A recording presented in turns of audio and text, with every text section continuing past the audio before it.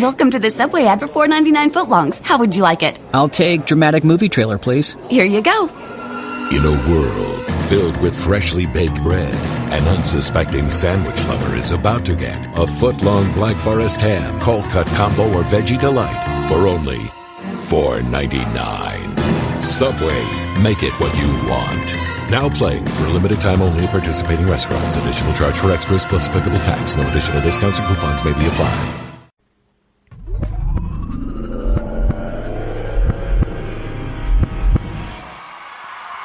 From the Kansas City Sports Update Studios, welcome to Kingdom Radio, where we talk about all things Kansas City Chiefs.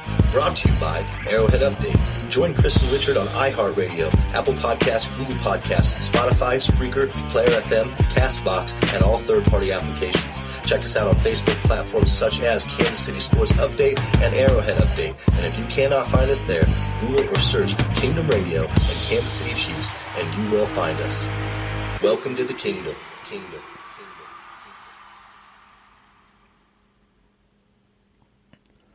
Good evening, Chiefs Kingdom. This is Chris Chavez with you guys tonight. Richard's going to be off tonight. He's got some stuff he's got to handle.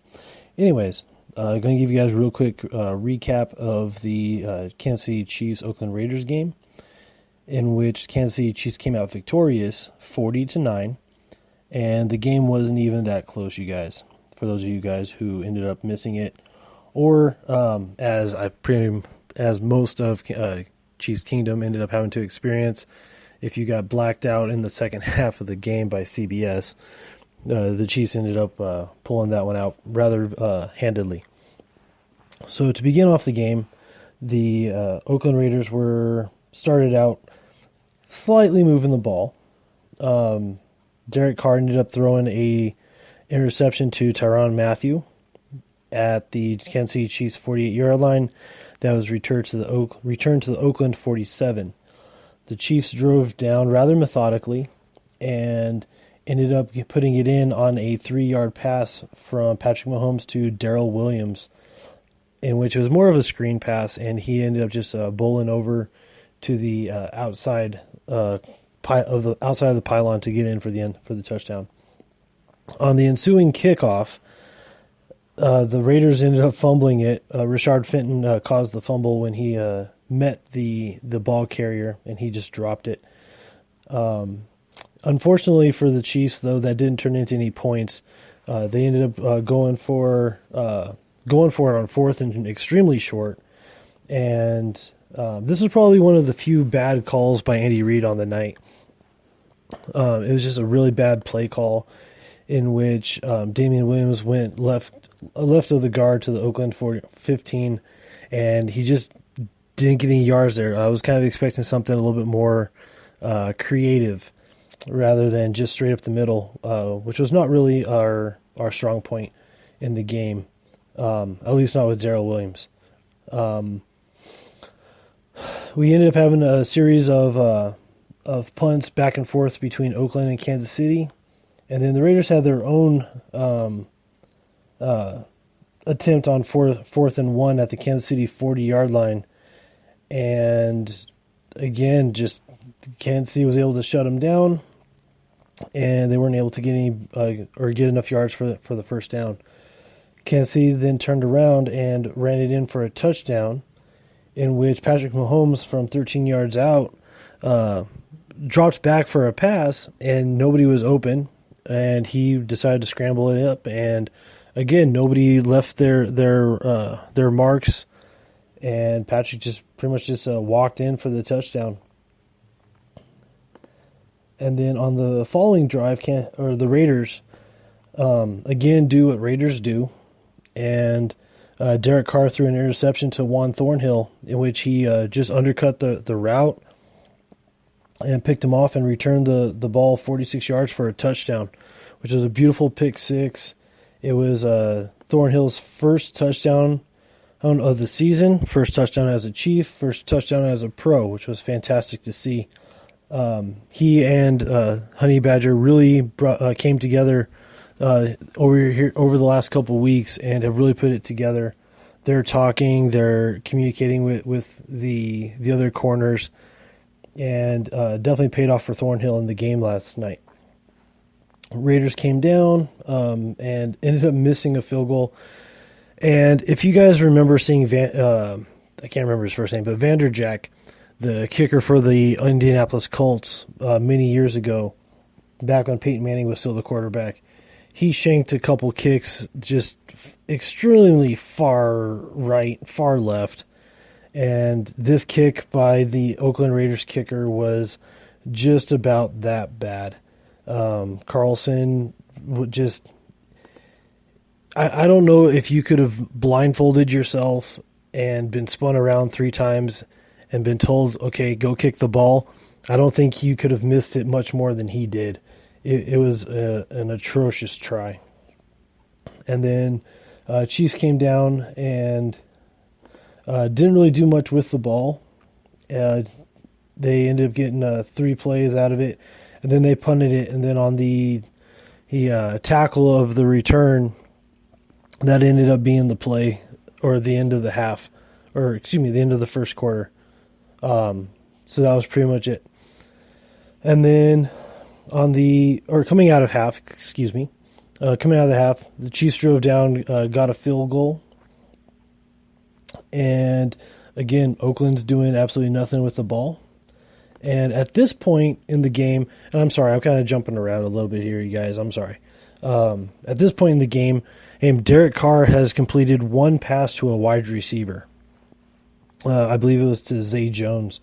And it wasn't really until the third quarter, late in the third quarter, that he really started hitting other wide receivers. The Chiefs secondary was doing a fantastic job of taking away the running routes of the wide receivers and keeping them covered, to the point that Derek Carr just didn't feel comfortable throwing them the ball.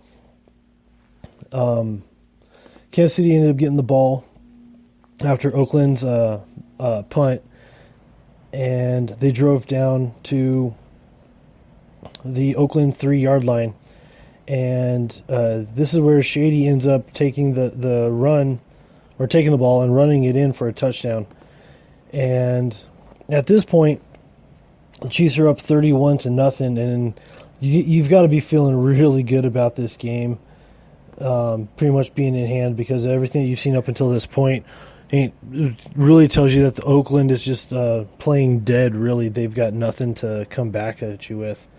But they came down and they kicked a field goal to bring it extremely close to the 31-3. Made KC start to sweat a little bit. And then on the ensuing drive, the Andy Reid decided to give the ball to Darwin Thompson, who, those of you guys who listened to our pregame show, you heard us talk a lot about this kid, about the potential of what he could bring. And unfortunately, just before this drive, CBS switched the game over to the Chargers-Broncos game, so a lot of you guys probably missed this. But Darwin Thompson, I think, only sat out 1 play of this entire drive, and he pretty much carried it almost the entire time.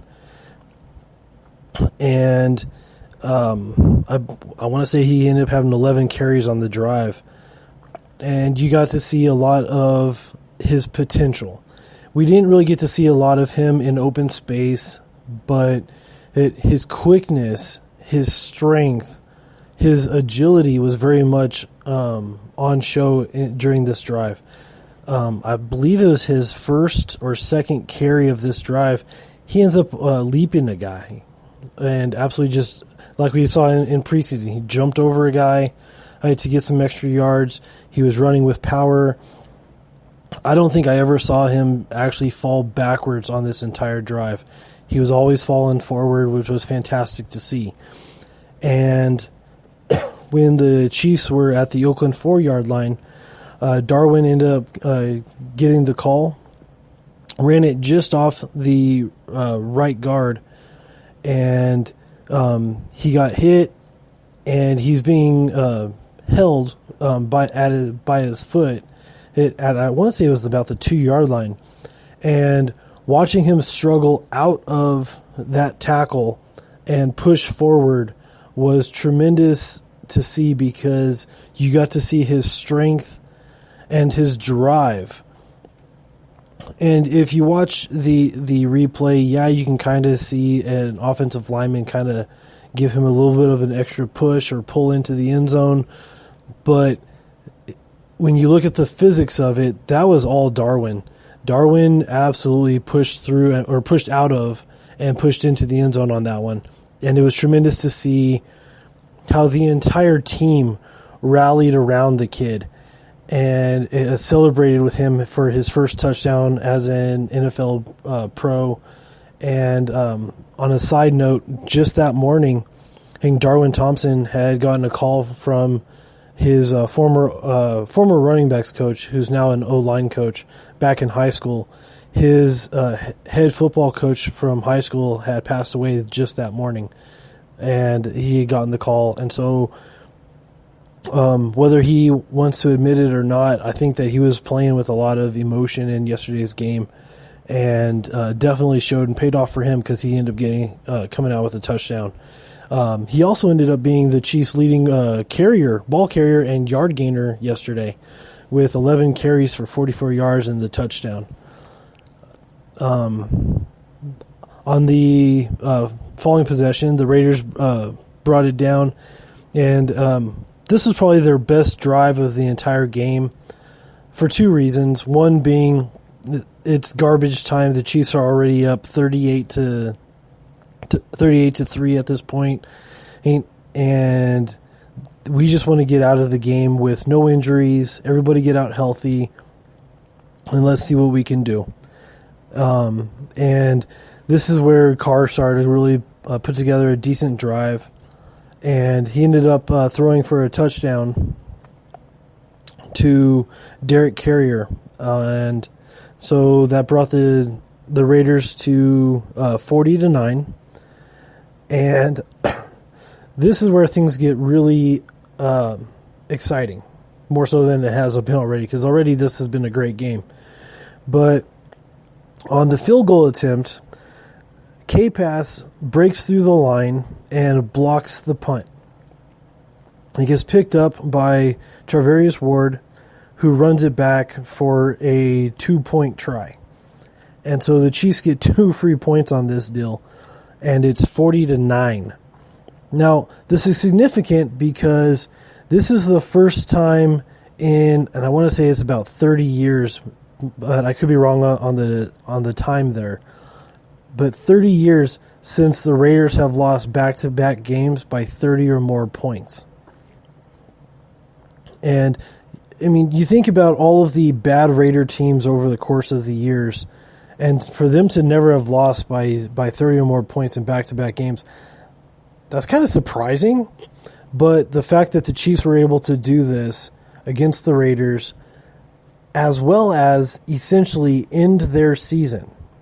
And this is another point that I want to make, is that the Chiefs have now ended the seasons of the Broncos, the Chargers, and the Raiders.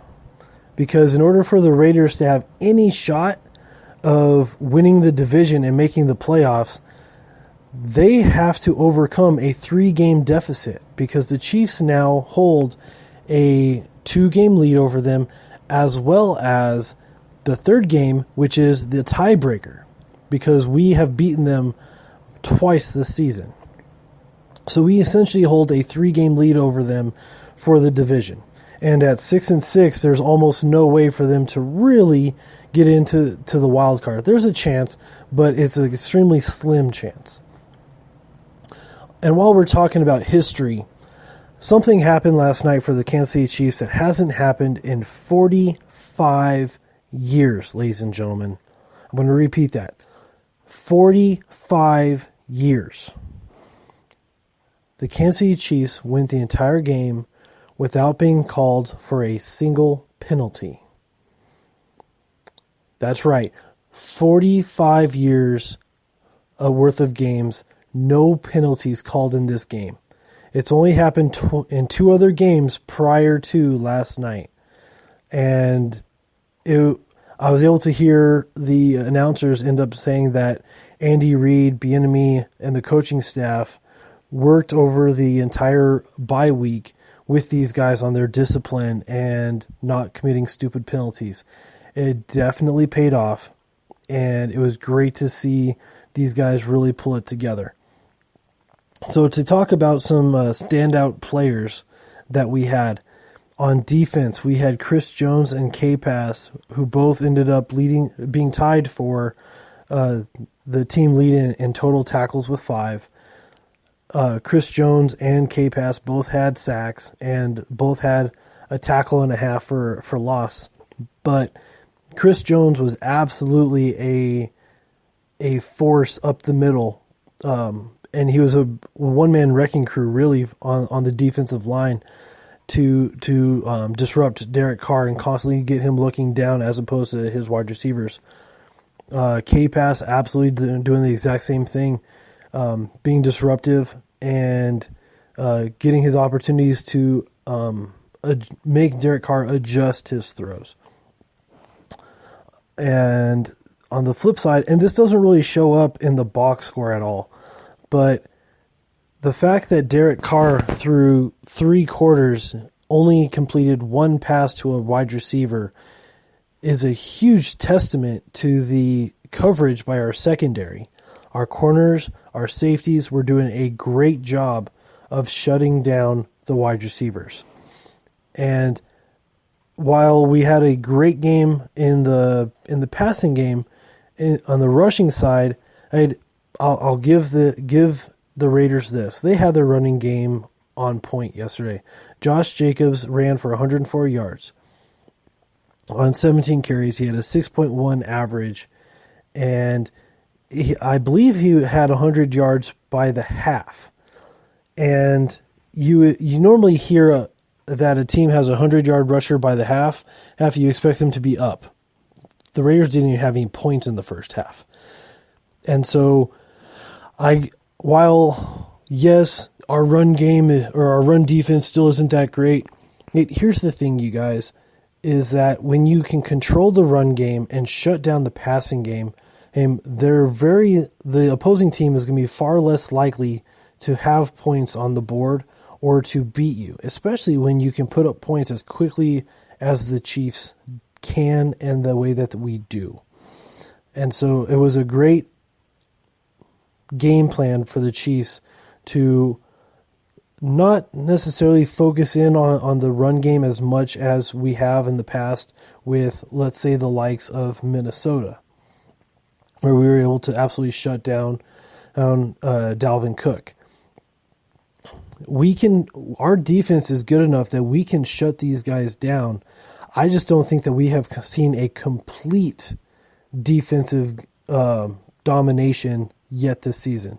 I feel that we can, and that I feel that it's coming, and I would be really excited to see this happen on Sunday against the Patriots, but I don't know if we're necessarily there yet. I think it's still coming, but everything that I've seen so far this season tells me that we have the ability. We've shut down the passing game against teams. We've shut down the running game against teams. Now we just need to really dial it in and do both. On the flip side, on offense, Patrick Mahomes had a rather pedestrian stat day. And you take into consideration the weather conditions at Arrowhead with gusty winds. I mean, it drastically adjusts your throws. It affects your throws and your accuracy. Patrick Mahomes was 15 of 29. He threw for 175 yards, 1 touchdown. He only took 1 sack, and he also ran the ball 3 times for a total of 25 yards, but he had the 13-yard scamper for a touchdown as well. The one thing I want to say about the Chiefs offense is that although we didn't put up tremendous running or passing yards, our running game was on point. We had 3 rushing touchdowns yesterday, you guys.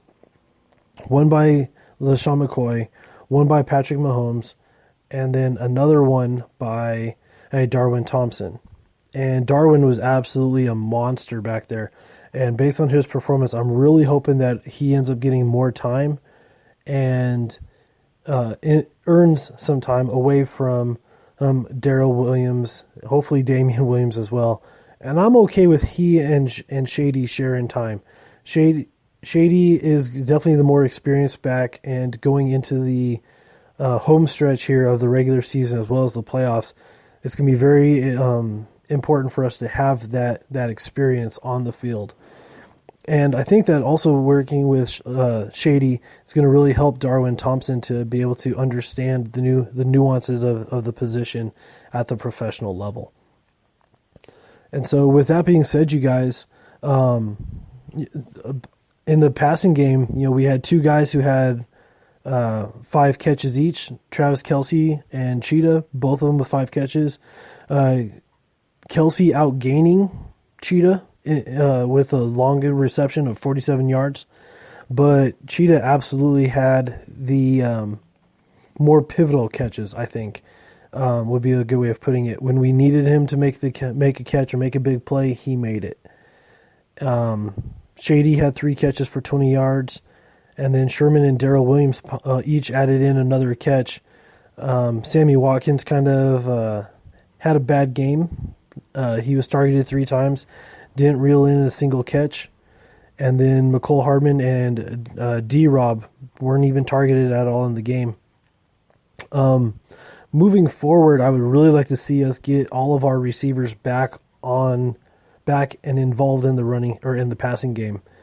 D-Rob has pretty much been non-existent for the last 5 to 6 weeks, if not even longer than that.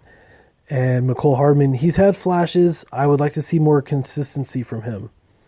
Travis Kelce, he had a slow start yesterday, but he was able to finally turn things around and start catching the ball. I'd like to see him be a little bit more consistent with those hands. He's, I believe, is 80 yards away from having his 4th consecutive 1,000-yard season.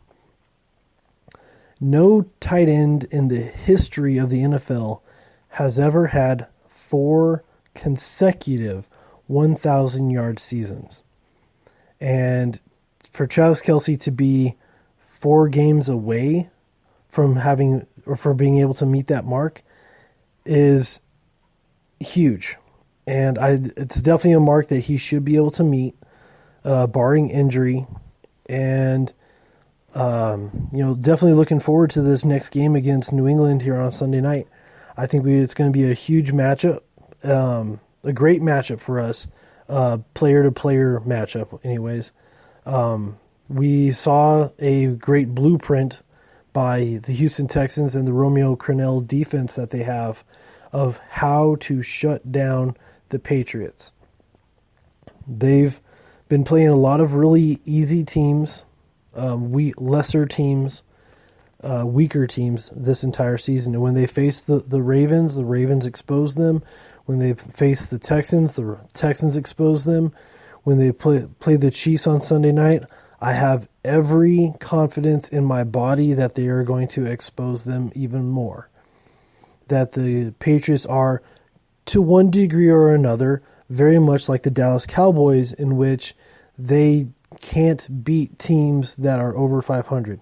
Now, granted, the Patriots have played a couple teams that are over 500, but much in that same vein, they're going to struggle to get those wins against these good teams.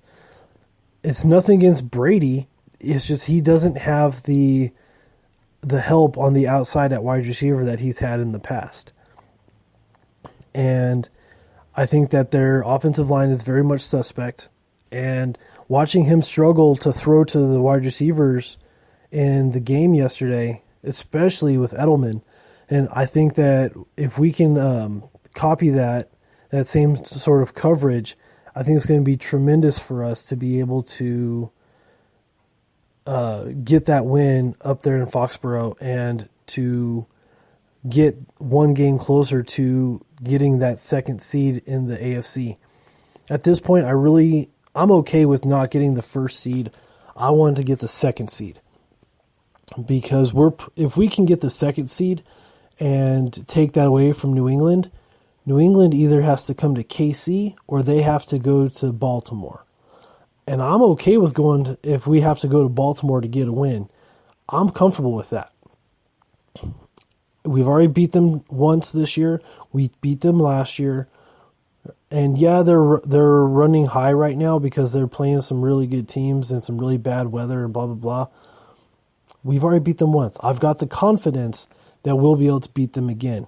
I don't think we're going to be seeing a different Lamar Jackson in January than we saw back in September. It's going to be the same guy. It's going to be the same offense. I'm okay with it. And so with that, you guys, I'm going to call it a night. One final thing I want to let you guys know about. Tomorrow night, around, I believe it's going to be 4 o'clock Central Time, we're going to have a very, very special guest on our podcast tomorrow. We're going to be doing an interview with a former Chief legend, so to speak. I grew up having this guy's name in my ear every single time I was watching a Chiefs game, in J.J. Burden. He'll be joining us tomorrow on the show. We're going to be asking him some questions. And yeah, please tune in and listen to our show tomorrow and the interview that we have with him. You guys have a great night, and or depending on when you listen to this, great morning, great day, and we will talk to you guys again next time. Have a good night. Live from State Farm, we have Sharon Flaversham, IT Manager, attempting the 47th of her 100 acts of good. Today's good deed, she will attempt to escort a little old lady across the road. Hands held, elbows interlocked. Steady. And they're across. It's on the board! Bravo, Sharon, and bravo to all State Farm employees challenging themselves to get on the board with 100 acts of good. See their stories at neighborhoodofgood.com. Welcome to the Subway ad for $4.99 footlongs. How would you like it? I'll take dramatic movie trailer, please. Here you go. In a world filled with freshly baked bread, an unsuspecting sandwich lover is about to get a foot-long Black Forest ham, cold cut combo, or veggie delight for only $4.99. Subway, make it what you want. Now playing for a limited time only at participating restaurants. Additional charge for extras plus applicable tax. No additional discounts or coupons may be applied.